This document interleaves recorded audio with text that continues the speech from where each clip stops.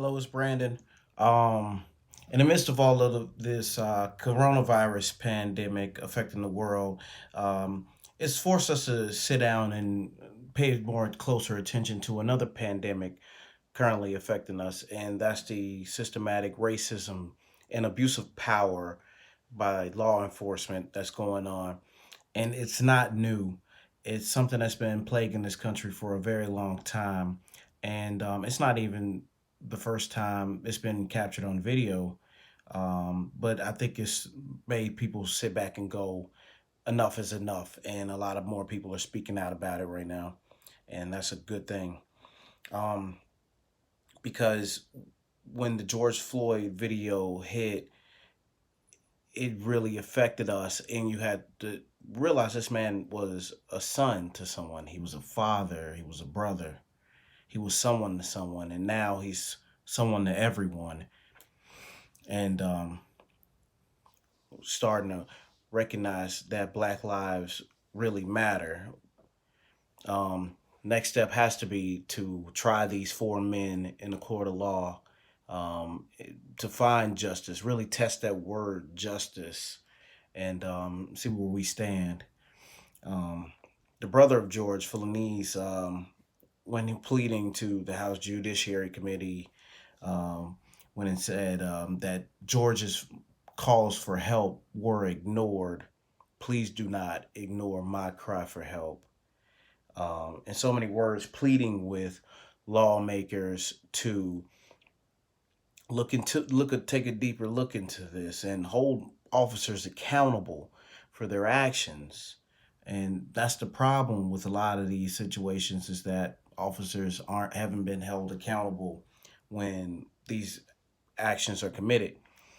um, because that was disgusting, and truth be told, it was hard for me to watch, imagining what if that were me on the ground pleading for help and my cries being ignored. Um, and I think it would be convicting these officers would truly send a message that this won't be tolerated, that this is completely unacceptable.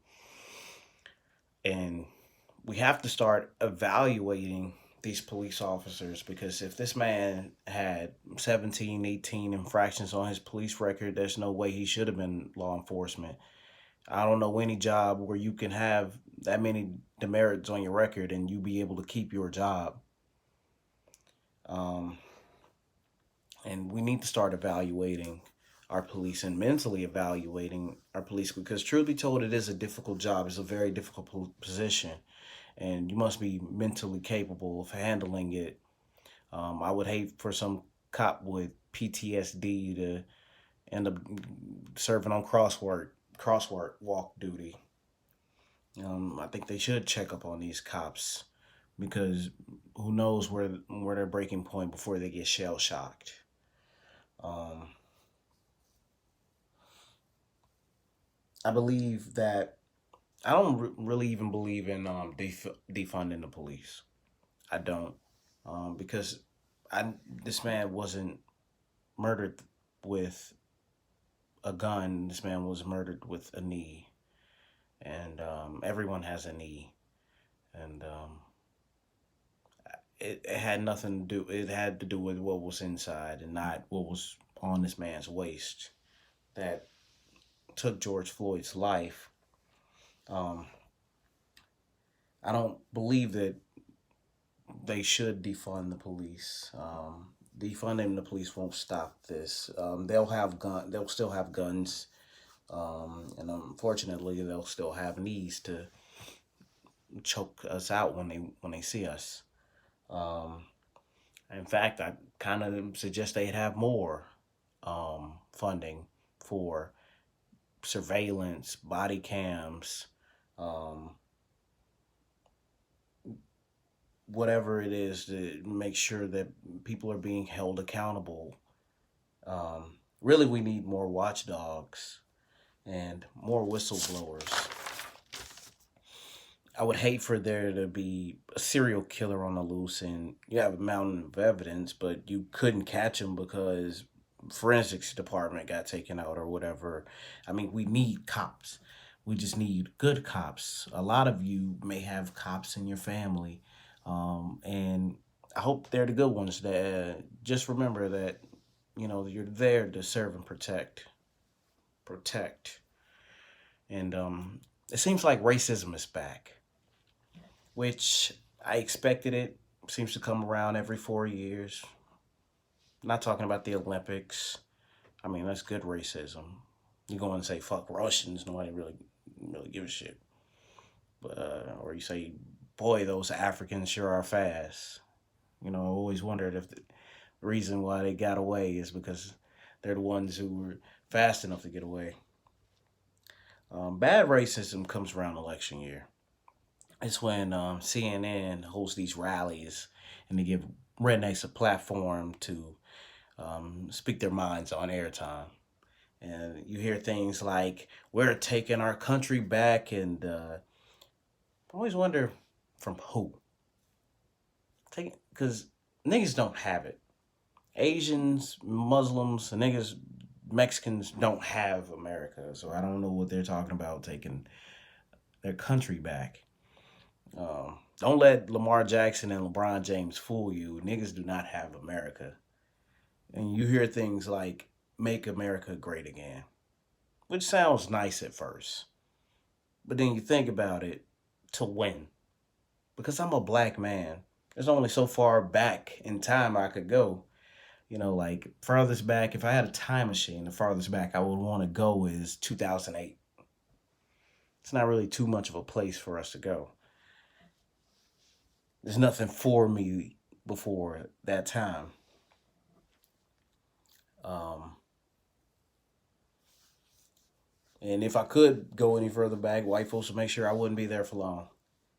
But I'm all about moving forward. I don't want to live in the past. Nothing you see is all these Confederate flag waivers.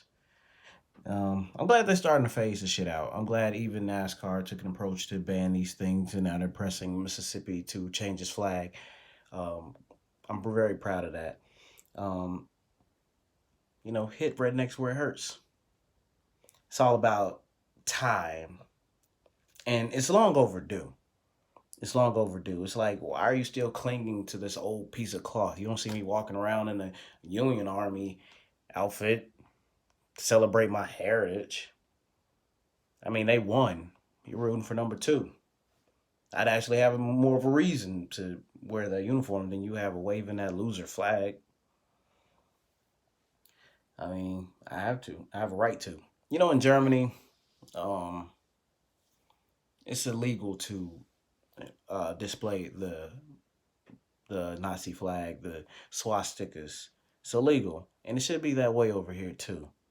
Because these are what are these symbols of? What are these symbols supposed to represent to you? Um, I just feel like it should be the same way here. Why are you recalling on the most painful memories in our past? You know, this is our this is a this is our country. Why are you reflecting on the most painful parts and not the beauty of what we are and what we can become in the future? Millions of lives were destroyed under both flags, Nazi flag and Confederate flag. So I don't see any beauty in it or any reason to display it or be proud of it. I hear a lot of people talk about they take pride in it, like their ancestors fought in the Civil War and died in the Civil War for the Confederacy. Yeah, if that's your heritage, then my heritage is a fried bologna sandwich, but you don't see me eat that shit up either. You say your great great great great great grandfather died in that war. Well, I guess you could tell him I said thank you, because if he didn't, I wouldn't be here right now saying all of this shit. So thank you, and give him a kiss my ass for me, and that's all I have to say.